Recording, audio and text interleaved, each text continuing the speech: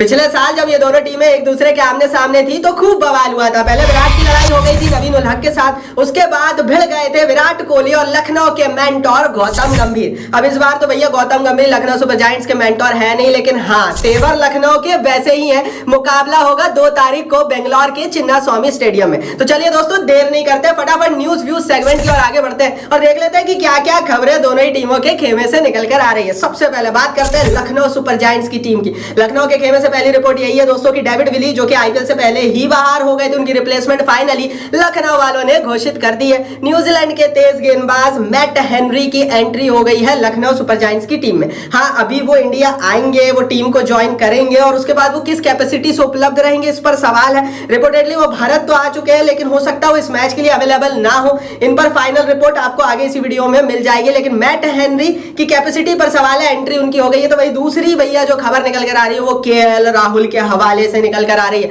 IPL से तुरंत पहले इंजर्ड हुए थे, इंजरी के बाद इनका लंदन में सर्जरी, इलाज भी चला, सर्जरी तक की बातें आई लेकिन सर्जरी हो नहीं पाई और उस रिकमेंडेशन जो डॉक्टर की इनको लखनऊ माफ कीजिए लंदन में मिली थी उसको लेकर आए इस आईपीएल में।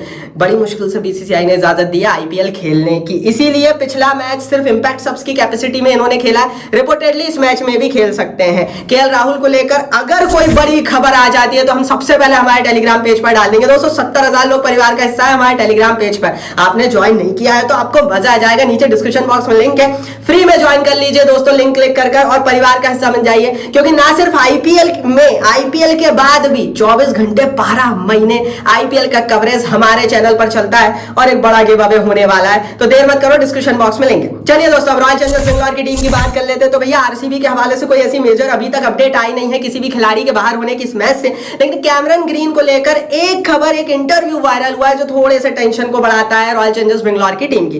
दोस्तों रिपोर्ट यह है कि जो ग्रीन का किडनी इशू चल रहा था, जिसकी रिपोर्ट जनवरी में आई थी कि भैया इनको किडनी इशू है, वो सस्टेन कर रहा है। इस समय वो एक स्ट्रिक्ट डाइट प्लान पर है, सर्टेन एक्सरसाइजेस भी वो नहीं कर पा रहे हैं, दैट्स व्हाई आपको कैमरन ग्रीन का वो अवतार नहीं दिख रहा है जो हमने पिछले साल के आईपीएल में देखा था। तो आरसीबी के लिए ये अब सचमुच टेंशन वाली बात है कि आपके पास बेशक वो कैमरन ग्रीन प्लेइंग 11 में खेलने के लिए उपलब्ध तो है, लेकिन शायद वो उस ताकत, उस एनर्जी के साथ ना खेल पाए because of the kidney issue. तो भैया ये तो खबरें थी जो दोनों ही खेमों से निकल कर आए, हमने बता दी। अब प्लेइंग 11 देख लेते हैं, कैसी संभावित, कैसी शुरुआती 11 रहेगी दोनों ही टीमों की, वो देख लेते हैं। लेकिन उससे पहले चैनल को सब्सक्राइब नहीं किया है तो क्या कर रहे हो भाई, आईपीएल की इसी तरह की न्यूज, अपडेट, खबरें, फैक्ट सब कुछ सबसे पहले देंगे और बड़े मैचों का मैच प्रीव्यू भी सबसे पहले आपकी स्क्रीन पर आ जाएगा तड़क भड़क के साथ। देर मत करो दोस्तों, सब्सक्राइब का बटन नीचे हिट नहीं किया है तो कर दो, आपको मजा आ जाएगा, फिर बोल रहा हूं, और बेल आइकन दबा लें। चलिए दोस्तों प्लेइंग 11 पर आते हैं और सबसे पहले फटाफट लखनऊ सुपर जायंट्स की प्लेइंग 11 देख लेते हैं इस मैच के लिए। बेशक लखनऊ की टीम अपना पिछला मैच जीत कर आ रही है इस मैच में,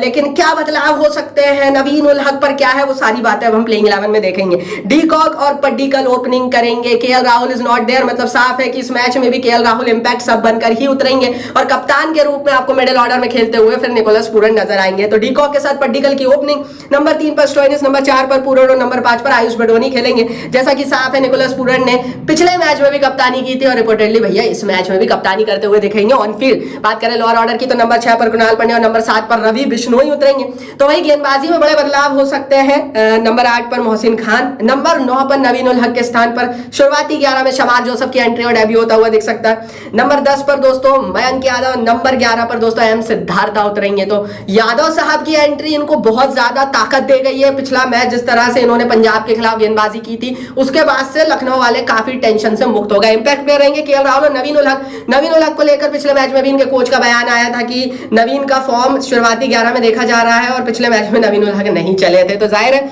लखनऊ इस बार इस मैच में उनको इंपैक्ट प्लेयर के रूप में खिला सकती है। ये शुरुआती 11 और ये इंपैक्ट प्लेयर का सेटअप लखनऊ सुपर जायंट्स के इस मैच में रहने वाला है। अब आप बताओ 10 में से कितनी रेटिंग दोगे आप लखनऊ की इस प्लेइंग 11 को? मेरे हिसाब से जो खबरें और अकॉर्डिंग टू मी ये प्लेइंग 11 इस मैच में आरसीबी जैसी टीम के खिलाफ रह सकती है। अब आगे बढ़ते हैं भैया रॉयल चैलेंजर्स बेंगलोर की टीम की बात कर लेते हैं। आरसीबी पिछला मैच हारी थी और जिस तरह से हारी थी आरसीबी वाले सोच रहे होंगे कि बदलाव तो करना पड़ेगा और एक 14 करोड़ का इनके पास खिलाड़ी बैठा हुआ है जो परफॉर्म नहीं कर रहा है, जिसके बारे में बड़ी प्रेडिक्शन आईपीएल से पहले ही हो गई थी कि ये परफॉर्म नहीं करेगा, वैसे ही होता हुआ अभी तक दिखा है उस पर एक गाज गिर सकती है। ओपनर के रूप में विराट, फाफ डू प्लेसिस इस आईपीएल के one of the most strongest opening का सेटअप इनके पास है। मिडिल ऑर्डर में नंबर 3 पर ग्रीन, नंबर 4 पर पाटीदार और नंबर 5 पर ग्लेन मैक्सवेल उतरेंगे। कैमरन ग्रीन के साथ बेशक वो इशू चल रहा है लेकिन अभी भी उनकी कोई रिप्लेसमेंट है नहीं, दैट्स वाई 17-17.5 करोड़ रुपए इनको दिए। तो मिडिल ऑर्डर का सेटअप अच्छा रहेगा। रजत पाटीदार से अब उम्मीद कर रही होगी आरसीबी की टीम, क्योंकि बेशक विराट कोहली ऊपर है लेकिन अगर आपका लोअर ऑर्डर मिडिल ऑर्डर अच्छा चलता है, एक दो खिलाड़ी इंडियन प्लेयर अच्छे चलते हैं, तो विराट का जो साथ मिलेगा ना बहुत तगड़ा इनको कन्वर्ट कर देगा, 200 प्लस का आंकड़ा बना कर देगा। लोअर ऑर्डर में रावत और दिनेश कार्तिक उतरेंगे। इन दोनों का अच्छा फॉर्म अभी थोड़ा बहुत आरसीबी को थोड़ा टेंशन मुक्त रख रहा होगा। तो भाई गेंदबाजी की बात करें तो 8वें स्थान पर रीस टॉपली उतर सकते हैं, माफ कीजिए अल्जारी जोसफ के स्थान पर। नंबर 9 पर डागर साहब, नंबर 10 पर सिराज, नंबर 11 पर यश दयाल उतरेंगे। इंपैक्ट प्लेयर के रूप में आकाश डीमल, लोमरोर उतर सकते हैं। तो ये प्लेइंग 11 रॉयल चैलेंजर्स बेंगलोर की टीम की रह सकती है। करण शर्मा से पिछले 7 सालों में खूब उम्मीदें कई टीमों ने कर ली है। हालांकि इनके बारे में कहा जाता है कि जिस टीम में होते हैं वो टीम जीतती है, लेकिन कुछ मामलों में ऐसा हुआ भी नहीं है। तो देखते भैया आरसीबी की ये प्लेइंग 11 रहने वाली है।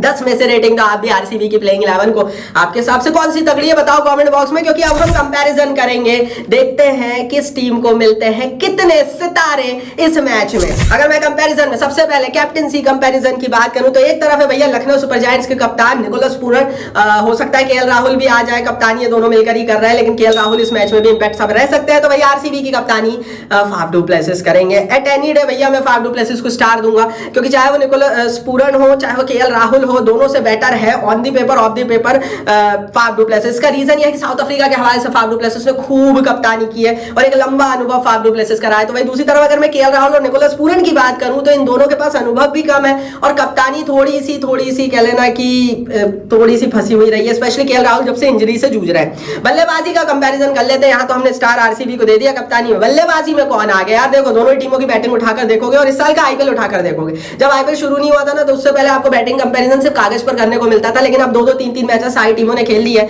तो अब आपको पता लग रहा है कौन कितने पानी में है। अगर मैं आरसीबी की बात करूं, आरसीबी के लिए बल्लेबाजी विराट कोहली का दूसरा नाम है, विराट चलेंगे तो आरसीबी की बल्लेबाजी चलेगी, अदरवाइज आपको आरसीबी कोलैप्स करती हुई नजर आएगी और ये चीज अब बहुत एविडेंट है। तो विराट बहुत ज्यादा, विराट का फॉर्म आरसीबी पर निर्भर है, क्योंकि पाटीदार नहीं चल पा रहा है, मैक्सी, रावत, दिनेश कार्तिक, थोड़ा सा भरोसा अभी तक तो उस तरह का दिखा नहीं है। तो आरसीबी की बल्लेबाजी विराट प्लेसिस पर बहुत निर्भर करेगी और बड़ा रन अगर बनाना है आरसीबी को तो विराट को। अगर दूसरी तरफ लखनऊ की बात करें तो भैया लखनऊ की भी कुछ ऐसी ही कहानी है, केएल राहुल और ऊपर से डीकॉक अगर चलेंगे तो नीचे से सपोर्ट अच्छा मिल जाएगा। तो दोनों को एक एक स्टार मैंने यहाँ पर दिया है। बल्लेबाजी में अभी तक का जितना आईपीएल हुआ है मुझे ऐसा लगता है कि कोई भी टीम आगे नहीं है। विराट का फॉर्म आरसीबी को बल दे रहा है, तो वही लखनऊ के भी डीकॉक, केएल का जो परफॉर्मेंस आती है वो ठीक ठाक चल जाती है। अगर मैं ऑलराउंडर्स की बात करूं, यहाँ पर मुझे लगता है रॉयल चैलेंजर्स बेंगलोर की टीम आगे हो सकती है, क्योंकि लखनऊ सुपर जायंट्स के पास मार्कस स्टोइनिस ही एक बड़े ऑलराउंडर है, लेकिन आरसीबी के पास मैक्सी है, आरसीबी के पास ग्रीन है, तो ये दोनों मिलकर एक अच्छा परफॉर्म कर सकते हैं। अगर टॉपली आते हैं तो वो भी थोड़ा बहुत बल्ला चला लेंगे।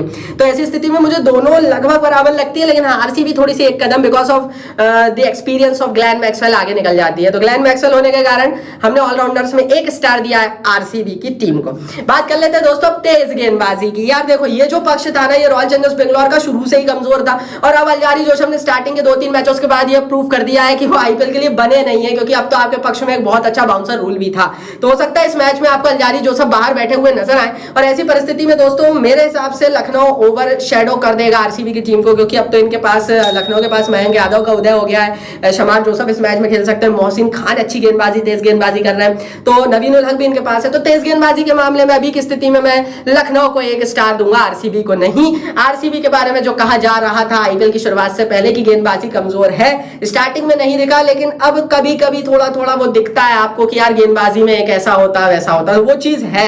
तो बल्लेबाजी में तो भैया विराट के लिए लाइक कर दो आरसीबी के, लेकिन गेंदबाजी के लिए इनको काम करना था। आगे बढ़ते हैं दोस्तों, स्पिनर्स की बात कर लेते हैं। तो एक स्टार दोस्तों मैं यहाँ भी लखनऊ सुपर जायंट्स की टीम को दूंगा, क्योंकि लखनऊ के पास है कृणाल पंड्या जो कि इंटरनेशनल खेल चुके हैं, रवि बिश्नोई भी इंटरनेशनल खेल चुके हैं। तो लखनऊ के पास वो इंटरनेशनल स्पिनर्स है कंपेयर टू आरसीबी जिनके पास तो स्पिनर्स का नामो निशान नहीं है। तो जाहिर है कि वो मैक्सवेल पर बहुत ज्यादा निर्भरता आरसीबी की दिखती है और मयंक डागर से बहुत ज्यादा आप उम्मीद कर नहीं सकते हो। करण शर्मा ने क्या किया है पिछले 5 साल में ये भी सबको पता है। तो जाहिर है कि वहां भी वो एक स्टार लखनऊ सुपर जायंट्स की टीम को जाता है। अब करेंगे दोस्तों मेरी पिक क्या है कंपैरिजन में, मेरा स्टार जो एक है जो अभी तक हमने देखा है उस हिसाब से, तो मेरी राय ये है अगर मैं दोनों ही टीमों को कागज पर एक दूसरे के आमने सामने रखता हूं तो मैं एक स्टार अपना आरसीबी को दूंगा। मुझे ऐसा लगता है बेशक आरसीबी अपना पिछला मैच हार गई हो पिछला मैच भी जीतती। तो वो एफर्ट की कहानी है। और अगर आप कंपेयर करते हो आईपीएल के पटल पर बेंगलोर की पिच पर, 1 स्टार में रॉयल चैलेंजर्स बेंगलोर की टीम को दूंगा, लखनऊ को नहीं।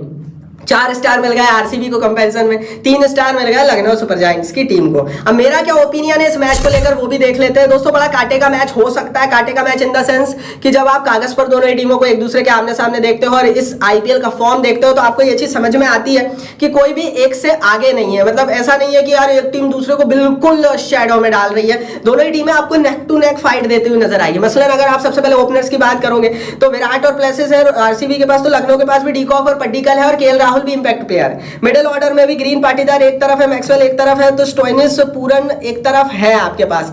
लोअर ऑर्डर में भी रावत और दिनेश कार्तिक है, तो दूसरी तरफ भी भैया कृणाल पांड्या और रवि बिश्नोई है। मतलब आप किसी भी पक्ष में आप ऐसा नहीं बोल सकते हो कि यार आरसीबी बहुत अच्छी है या लखनऊ बहुत अच्छी है। थोड़ा सा मुझे ऐसा लगता है कि गेंदबाजी लखनऊ की बेटर है। लखनऊ के पास चाहे वो स्पिनर्स हो चाहे वो पेसर्स हो, बेटर है as compare to Royal Challengers Bangalore की टीम। तो सीधी कहानी भाई मुझे ऐसा समझ में आया है कि अगर आरसीबी को इस मैच को जीतना है ना, तो विराट प्लेसिस को चलना पड़ेगा और एक बड़ा स्कोर लगाना पड़ेगा या एक बड़ा स्कोर चेस करना पड़ेगा। अगर बड़ा स्कोर लखनऊ लगा देती है तो उसे चेस करना पड़ेगा। आरसीबी अपनी गेंदबाजी के भरोसे नहीं रह सकती। दूसरी तरफ अगर लखनऊ को जीतना है इस मैच को, तो विराट और प्लेसिस को रोकना होगा और अपनी बल्लेबाजी को थोड़ा सा पुश करवाना होगा। तो मेरे हिसाब से प्रेडिक्शन अब देख लेते हैं, ओपिनियन आपने देख लिया। मेरी पहली प्रेडिक्शन दोस्तों इस मैच से पहले यही है कि आरसीबी की टीम इस मैच को जीत सकती है। मेरे अनुसार रॉयल चैलेंजर्स बेंगलोर की टीम को इस मैच को जीतना चाहिए। नेक टू नेक फाइट हो सकती है, बाकी थोड़ा दिल भी साथ रहता है। आरसीबी का जब मैच होता है, मुंबई का जब मैच होता है, चेन्नई का मैच होता है, तो थोड़ा जो हमारे लिविंग लेजेंड है ना रोहित, विराट, इनकी तरफ थोड़ी, महेंद्र सिंह धोनी, इनकी तरफ झुकाव आ जाता है। आरसीबी जीतेगी। दूसरा प्रेडिक्शन दोस्तों ये है कि विराट या केएल राहुल, या तो ये दोनों या इन दोनों में से कोई एक 50 प्लस का आंकड़ा लगाएगा। और तीसरी प्रेडिक्शन ये है कि हाई स्कोरिंग गेम रहेगा, यहाँ पर 180 से ज्यादा रन बनने वाले हैं। तो ये थी हमारी 3 प्रेडिक्शन कंपैरिजन प्लेइंग 11। अब आप बताओ कमेंट बॉक्स में आपके हिसाब से कौन इस मैच को जीतने वाला है। अपनी राय कारण सब कुछ कमेंट बॉक्स में लिख लो। टेलीग्राम पर ज्वाइन कर लो भाई, टेलीग्राम के लिंक नीचे, इस वीडियो को लाइक और शेयर करो। सब्सक्राइब नहीं किया अभी तक तो सब्सक्राइब करो।